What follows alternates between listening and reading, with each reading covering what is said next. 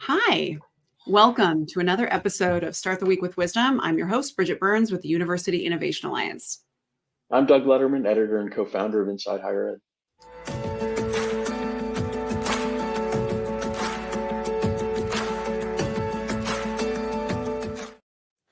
Each week, Doug and I team up to have a conversation with a leader in the field. And this week, we're going to be having a conversation with each other because we have been talking to a lot of leaders in the field, but in IRL, 3D at conferences around the country, and noticing some of the themes and issues that are popping up today and giving us the chance to actually kind of debrief what we're seeing. So as always, it's on a Monday, it's positive, it's uplifting. That's why we call it Start the Week with Wisdom. And Weekly Wisdom is sponsored by Mainstay, which some of you may know or remember as Admit Hub, its former name. And it's a student engagement and retention platform. And one of the things that distinguishes it is that it proves that it works through peer-reviewed research that actually puts out into the ecosystem sort of evidence of how it's successful. It has done a lot of work over the last few years with Georgia State, helping it reduce summer melt by 21%, and also really focusing on helping increase retention through the use of its chatbots. So you should check out Mainstay's research and learn more about it at mainstay.com. And this week we're gonna. Oh, sorry. Go ahead. I do want to say, so the other day I ran into someone and I found out that when we talk about Mainstay, first off, I don't receive anything from Mainstay personally. So, but I didn't know that because they do. So this is connected to what we're going to talk about. Because they do RCTs and they actually do these validated studies to prove that their product works. One would think that means, that's good, that sets an industry standard and perhaps validates that their work works. But what apparently happens is other chatbot companies use their peer-reviewed research to prove that their product works, which I think is such an interesting thing, because even in my campuses who have used a multitude, because there are other chatbot companies, there's a total difference, right? In terms of what it is you're doing, the team that is doing it, what they're doing with the data, all that kind of stuff. And I thought that was a really interesting piece, is that others use that research to validate their product, even though it's not about their product. So I think that's really interesting. And I also think campuses, it's kind of relatable in terms of, if I apply an intervention that I hear about from another campus and I cite their data to prove that what I'm doing is actually working, I think that's something for us to think about in terms of how do we make it easier for us to know what products actually work, and that there's like a neutral objective standard. So anyway, that's my random. Yeah. Well, no, it's okay, but it's actually it's consistent with, I think, what we're going to try and talk about today, which is, as you said, we've been out and among people, and we were just at our Student Success US conference that we do with Times Higher Education in LA, and it was really a bunch of practitioners coming together. And I think one of the things I think is worth talking about is conferences are a time when things get shared, and figuring out kind of what resonates and why, I think is a worthwhile thing to discuss. And so I think it's worth talking a little bit about how campuses share what they're learning and hopefully what they've done that works, and to some extent doesn't work, and why. How they and that doesn't necessarily always mean that it's received, or that it leads to something being spread. And I guess you in a recent newsletter that you sent out, you talked about what you're seeing that gets in the way of campuses scaling each other's innovations. And what can you tell us a little bit about what the problem you've spotted that you think is worth talking about?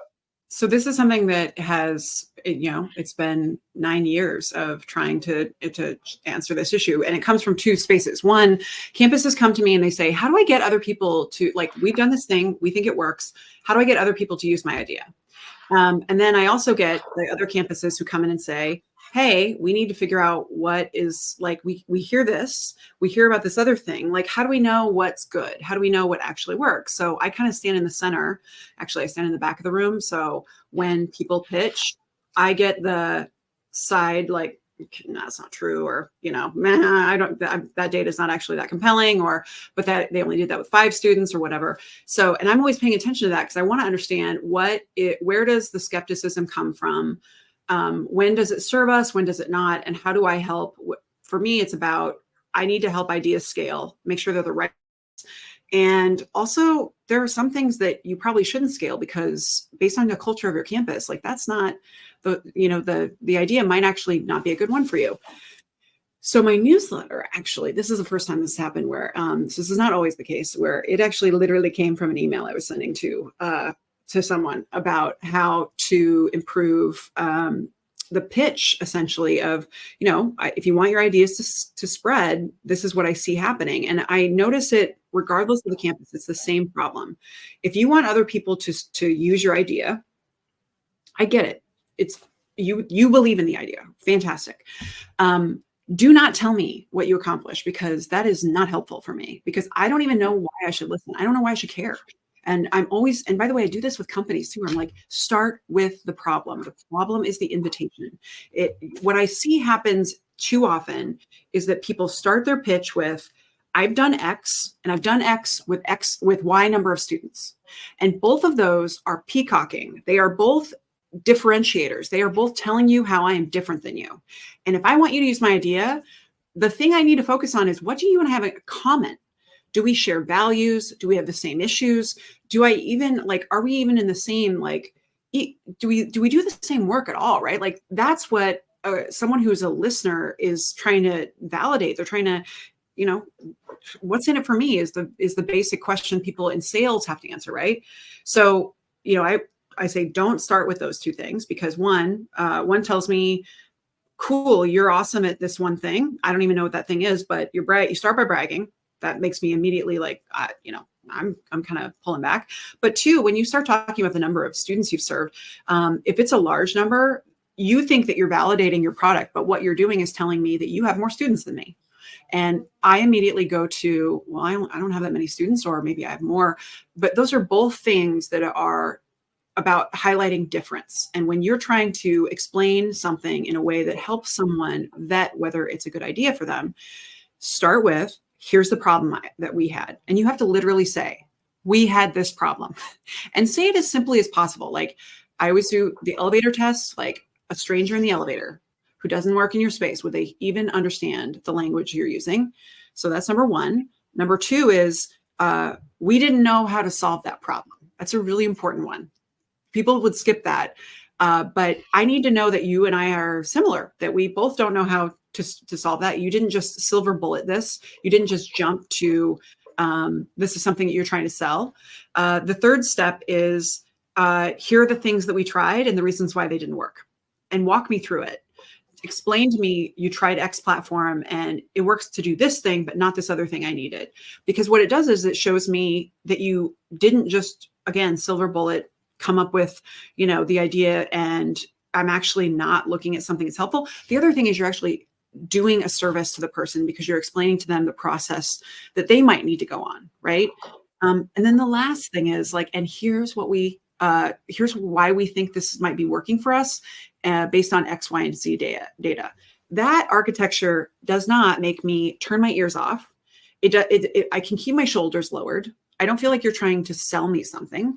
And you lead with something that hopefully builds similarity and a sense that, so in general, what I'm finding is that the ways that campuses talk about their ideas affects whether or not their ideas are listened to, and actually that the pitch is even helpful for the person to learn. And lastly, whether or not they will want to scale the idea. Now, it's not guaranteed, but generally speaking, I found that using this approach has changed the likelihood that someone is going to actually hear your idea and it will resonate. Yeah, that makes total sense to me, and for a few reasons.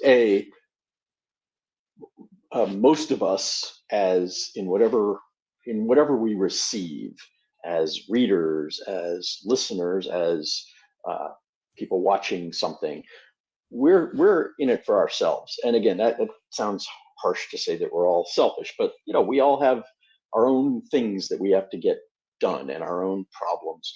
And so if you make it about you as the deliverer, you're gonna get that, talk to the hand kind of thing, because it's just not. I'm not gonna. It's not. Until I see how it's relevant to me. You made the point that that's something you explain, not just to the colleges and universities that you're advising, but to companies. And I do a lot of work in that realm. Is talking to advertisers about how they might connect with our audience. And I always say the same thing you said, which is make it clear that you understand them and understand their problems. Obviously, you're gonna do it. You're wanting to do this because you think you have a solution for them. But if you start with that solution or start to make it about you in any way, and what you're talking about is a twist on that, but it's the same. You're just not going to land. What is striking, though, to me is that even part of the reason, especially in a realm like student success, that we've been talking about a lot, there are plenty of differences between institutions. A research university and a community college, and a 1,500 or 1,000 student private nonprofit liberal arts college, and a regional public institution with 15,000 people. They have some different priorities. They all have a pretty common priority, which is educating and training their students and helping them. And so, like, especially in this student success realm, which I define very broadly, it's not just graduation rates, but it's mental health, and it's all the components, and most institutions have a lot more in common than they have difference. And it is to again, to reinforce what you said, it's focusing on the things that you have in common and not holding up the difference, whether it's size or our students, most of whom are valedictorians. I mean, there are a bunch of different ways where you can other yourself and differentiate yourself, and those just aren't helpful. So anyway, that was my main thought back. Well, I think that's the right point. And I would add for any companies that you speak to, the thing for me that I try and draw attention to is there's an opportunity cost here. Like, whose job do people think it is to vet your idea and see if it's any good? It's nobody's job. No one on campus is paid to actually just evaluate ideas. So this idea that there's an active market that's just sitting there as a group of consumers waiting to consume your ideas it doesn't even make sense. But also, it's not acknowledging what you are costing them just by the pitch. You are wasting their time, possibly.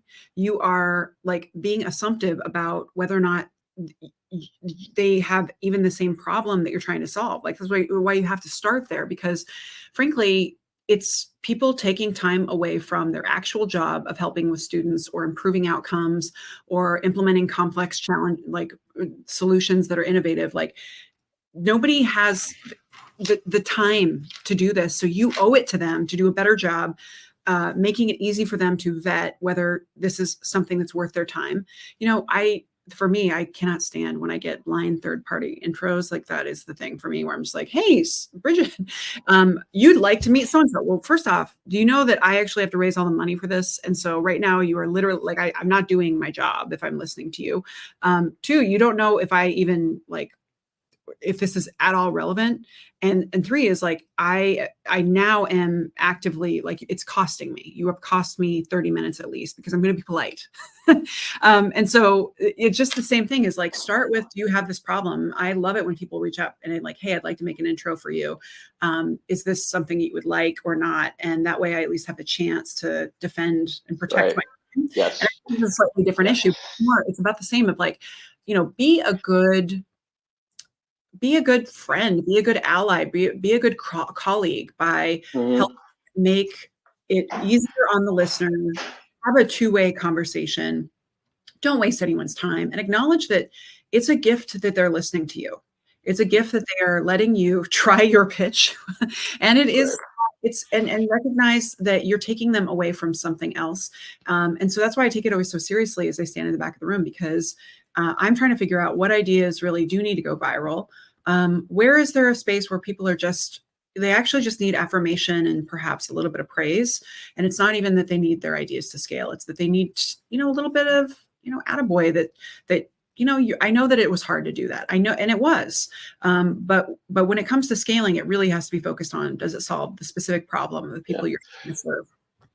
The other thing you said that really resonated is the acknowledgement that what you accomplished wasn't simple, or you didn't get it right out of the gate. Because again, not what I first said about that it was hard. I don't mean like, oh, pat myself on the back, I did this really hard thing, but I think, again, I just said at the student success event that we just did, I made the point that I've made a lot of times about how uncommon it is for colleges and universities to apply the scientific method of experimentation and failure and trying again and trying a different thing that this industry is built on. How uncommon it is for that to be applied to the institutional operation itself. Like, okay, over here in our research arm, we're gonna experiment the hell out of it and see what works and see what doesn't work. And if we fail, we'll try it again and we'll make it better. It's it's really hard to get people to at least talk about. I mean, maybe a lot more of that gets done than is common, but it's so uncommon for people to talk about what didn't work and failure. And I think that might be one of the most significant changes we could see in higher education that could really move the needle, is a willingness to acknowledge imperfection, the need for improvement. I don't know. That's just No, preach. That is the cornerstone of our work. People don't want to collaborate with someone that you can't trust. And one of the most important pieces is vulnerability. And that is actually makes you so much more relatable. And I'm so much more interested in your idea if you're willing to show me a little bit of that. This is why early on we discovered that you have to actually design your systems and the ecosystem to support vulnerability. And so one of the things that we do is you have to have Chatham House rules. So you can share the idea that you hear. Great. Don't you dare repeat who said it or their institution. You could be kicked out. Like, I have to say that because it has been violated in year one. I saw that happen where a campus talked about a vendor they were having an issue with, and or 2 weeks later, it was like, yeah, I heard that you're having issues. And I'm like, oh my goodness, this community practice, like, I have to protect the boundaries. So number one, you literally set a boundary that makes it safe. But second, the only way you get the microphone is if you're going to share a story about failure. And that is the ultimate gift. It's the only thing that's interesting. People don't actually want to hear you talk about how great you are. It's so boring. And it's also not true. Like, all of us, our humanity is what connects us. It is not what we've achieved. So that, and then the other thing is I always preload the deck. I always try and get at least 1 to 2 people ready to be that way, to show up in exactly the way we're looking for. And Tim Rennick, who you talked about, he has been, for anyone who wonders why Georgia State's ideas go viral, not only are the ideas solid, and they actually did use a lot of that experimentation and like truly a testing environment where they were watching the data and they try different things and they look at what affects the data differently. But the number one is that you have a story that has from day one been told based on them leading with how poorly they were doing.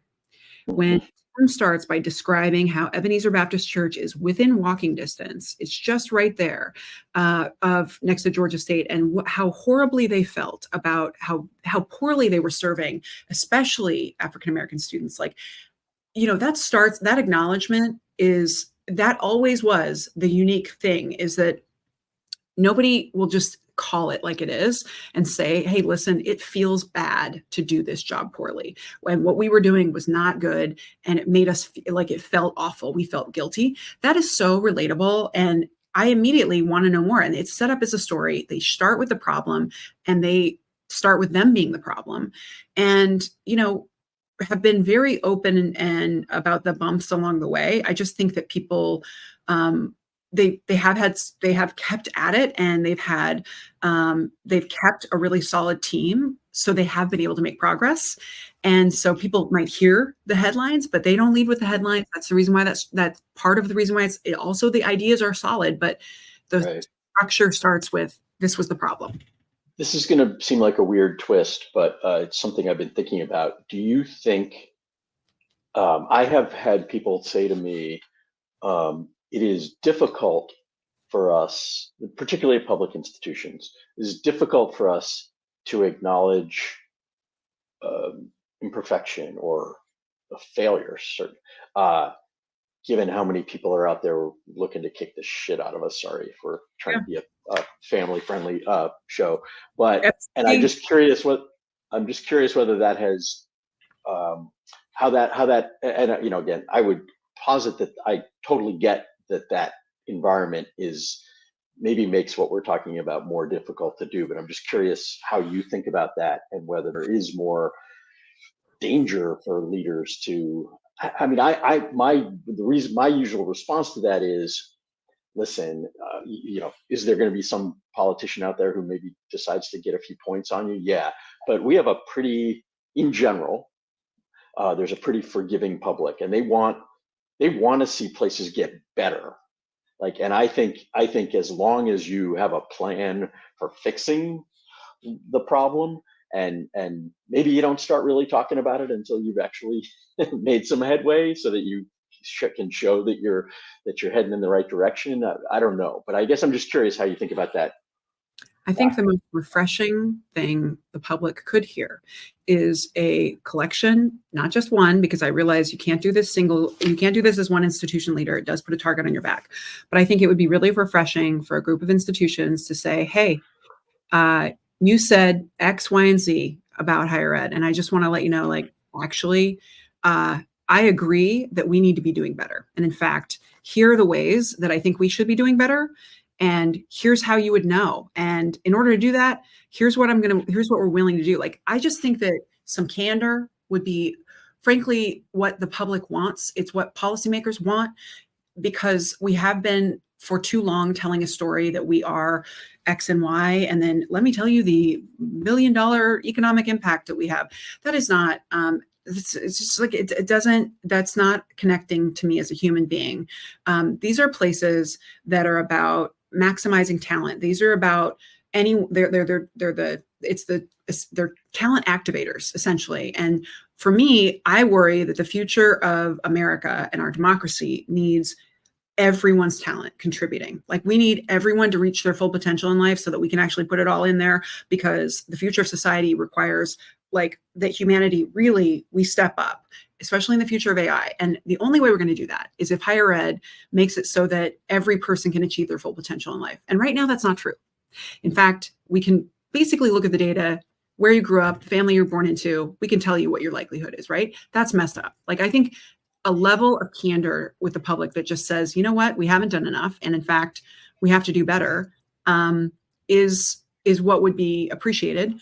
When you talk about vulnerability and sharing from failure, I recommend doing that in a community practice. I recommend using Chatham House rules. I don't recommend using that as the front headline. But I do think that when it comes to the strategy that would be, appreciated or taken advantage of, I do think, again, a collective voice, not just a single president, because I think that is more challenging. Mm-hmm. So anyway, I think this has been a really interesting conversation. Thanks for raising. So we're going to go to APLU and we're going to talk to presidents about, and by the time you hear this, APLU will be going live, and we'll validate whether or not these are the topics that are resonating, and also report back live what else we're hearing from folks, in the hopes that we can give you a sense of the topics and the people who we think are inspiring and you should be listening to. So thanks so much for being an excellent co-host, and as always, we will see you all next week.